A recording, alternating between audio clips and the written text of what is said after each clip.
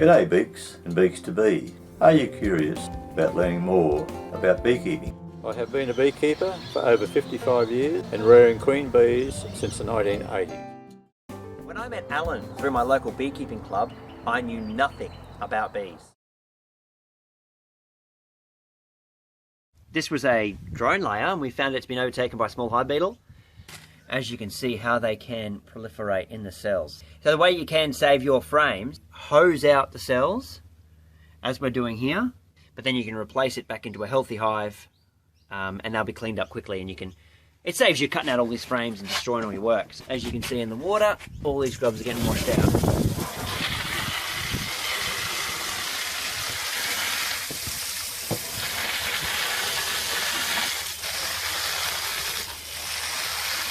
So that shows you, the numbers, and this was caught early. So if it had been left to go to a dead out, you'd have a lot bigger troubles than this. So early detection is key. So don't be shy when you shake that water out, because out with it will come all those grubs who will be eaten alive by ants pretty quickly. And as you can see, even as Alan's tapping them there, they're flicking out like nothing else. Get all that water out, and we've done this time and time again with just a frame or two as necessary, mostly with stickies placed into a healthy hive. Do not place them into a hive if they are still full of grub, especially not into a weak one. Today we're checking honey stickies that we've extracted, and as you can see here on the tag, the 2nd of the 2nd was the last time that we checked them. We generally check them 7 days apart. So we're going to open this one up now and check to see what waxmoth or small hive beetle grub has started to rear or hatch in the supers.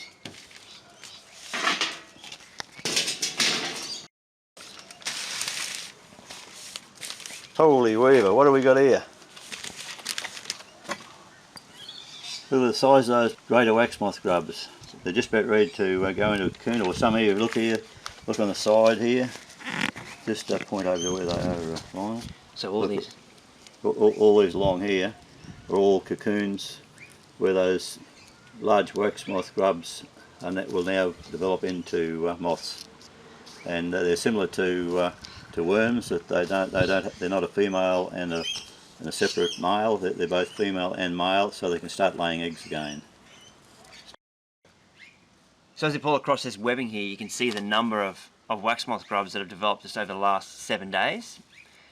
And the thing you've got to look out for is the fact that small hive beetle, in terms of size, the larvae of the small hive beetle are much smaller than this, and they are more of a white. Yes, these are darker. Yep, the waxmoth is a darker grey colour, whereas the small hive beetle is more white. And the small hive beetle leave more of a mess, whereas these guys leave more of the webbing, as you can't miss. Yeah. So we'll have to go through all these frames, and some look pretty similar.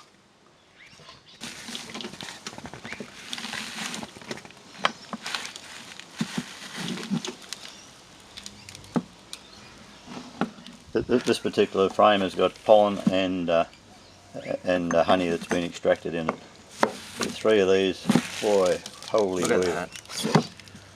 Just look at the amount of webbing and the amount of adult waxmoth grubs. Right in here, look, as you can see here, there's quite a few cocoons that will hatch into the adult moths very, very shortly, if something wasn't done about it. The reason why we do it out on the grass is because the ants will kill all the waxmoth grubs. If you look in the centre of the picture and to the right, you'll see the ants getting stuck into the grubs. Right, now see that hole there and the one above it? There's one there and there's one there. That's holes that have been bored through the timber by these greater waxmoth grubs. All areas inside the supers have got to be checked for the cocoons and removed. And here's the number of cocoons that have been removed from the frames. The bees will repair any holes that the waxmoth makes in the frames of foundation or drawn comb, and will be replaced with drone comb. It's like bean picking. It doesn't matter how many times you look at the frames, you'll always find more waxmoth grubs. This particular frame here has had a lot of pollen in it, and you can see how the frame has been destroyed. We'll experiment with this particular one and mark it and see how the bees repair it.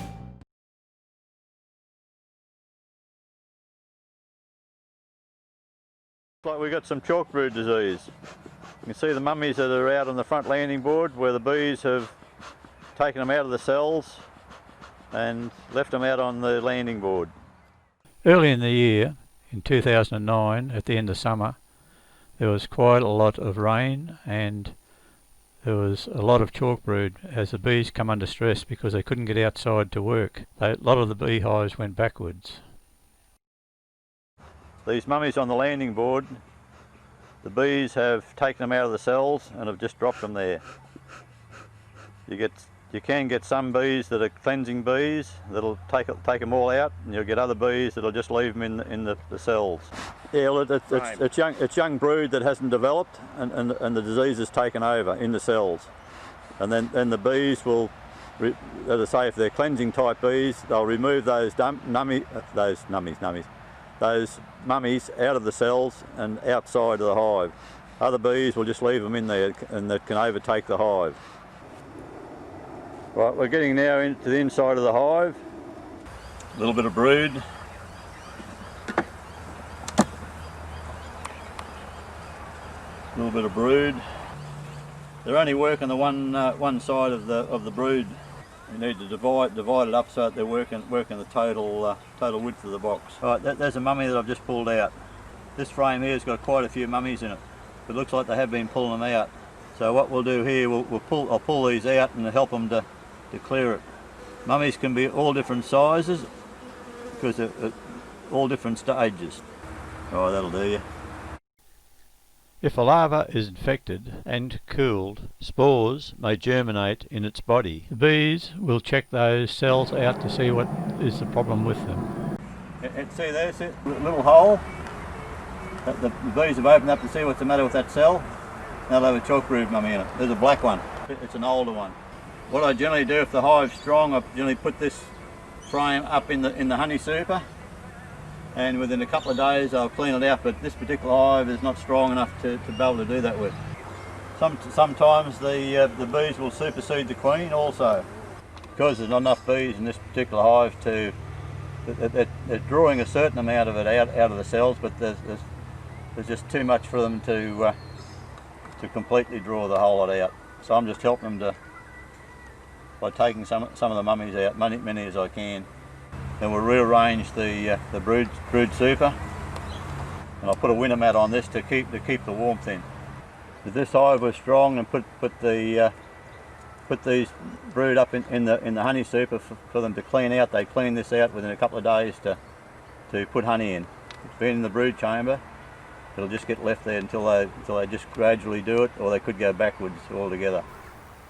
When bees come under stress, whether it is by reduced numbers in bees or by wet weather, chalk brood can become a problem. A few chalk brood mummies in here.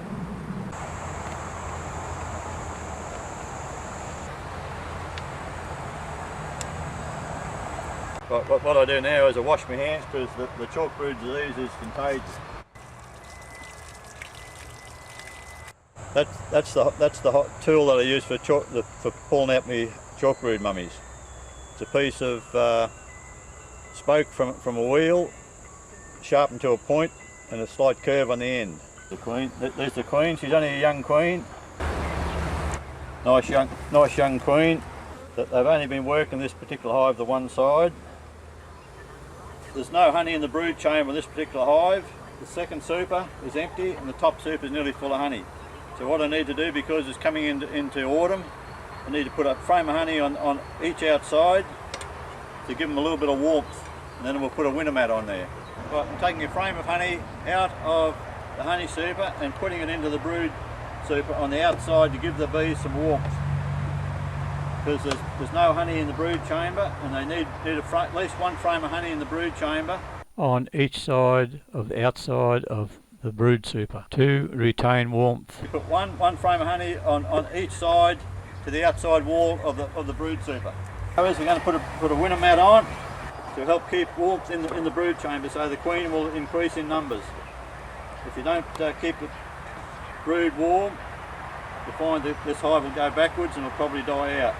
Right, we've now got a frame of honey on the outside wall of each side. The winter mat overlays to that frame to keep the warmth in.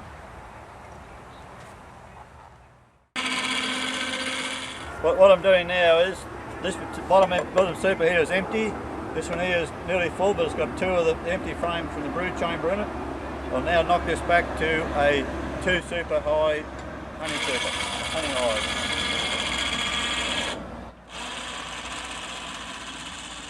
You probably won't see them, but look on top here. That's what fell out as soon as I took the trap out. 6 weeks, yeah. This frame that I took out of the brood chamber, empty one, I put in the centre of the honey hive. It is the utmost importance that 2 frames on either side of the beetle traps are removed of all propolis and wax. I've now put the trap back in, now that we've emptied it. So as the beetle trap fits snugly in between the 2 frames and the cover fits snugly across the top. Otherwise the bees will populise between the grooves in the trap. Look, I don't want the beetles to... Right, this particular hive is now complete,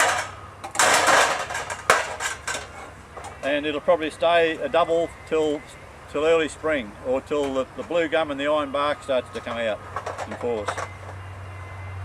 Because at the present time, with this super here that's got no honey in it, the sticky that was put on 6 weeks ago, there's too much air space in the hive for the bees to keep the hive warm. That's why we've already put a winter mat on, and it is now early April. So depending on the situation, you can put winter mats on early in the autumn, depending on the strength of your hive. Right, I'm just cleaning the entrance and getting all the chalk brood mummies off the front entrance board of the hive to give them a better go at cleaning the hive. This particular site only gets about 4 hours sunlight per day between spring and autumn. In winter it gets less sunlight, and the area seems to be a lot cooler than if it was in full sunshine. After the hive was reassembled, it survived the winter and became another productive hive in the apiary. All those little specks that's on the ground there, they're chalk brood disease, which has been flipped out of the frame.